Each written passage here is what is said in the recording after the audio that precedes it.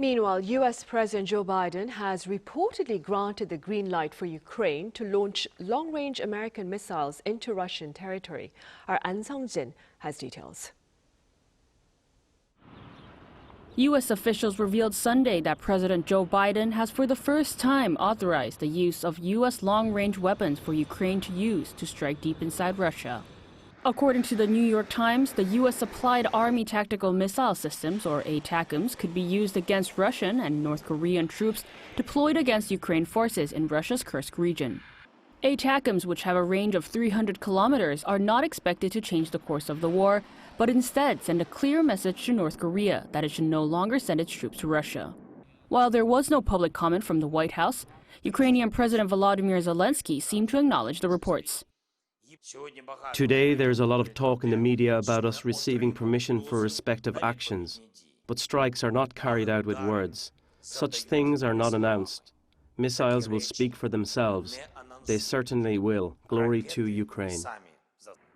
Ukraine had repeatedly asked for the use of U.S. long-range weapons to target military facilities in Russia. However, the U.S. had banned Ukraine from using such weapons against mainland Russia over fears that it may escalate the conflict further. The move comes just 2 months before Donald Trump is sworn in as the next U.S. president. Trump has been critical of the provision of additional support for Ukraine, and according to the New York Times, the new administration may try to end the war under the condition that Russia keeps Ukrainian territory, which it has already taken over.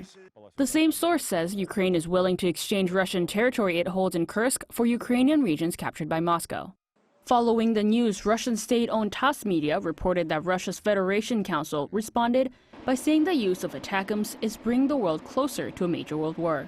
Spokesperson for the Russian Foreign Ministry, Maria Zakharova, said President Vladimir Putin had already spoken about the issue, referring to remarks made in September when he said allowing Ukraine to use long-range weapons would mean that NATO countries are at war with Russia.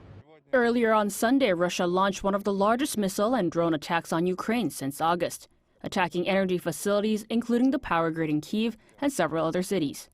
Around 120 missiles and 90 drones were launched, and at least 5 people were killed in the assault. Ukrenergo, Ukraine's principal energy supplier, said blackouts may occur in all regions as engineers try to repair as much of the damage from the strikes. Ahn Sung-jin, 아리랑뉴스.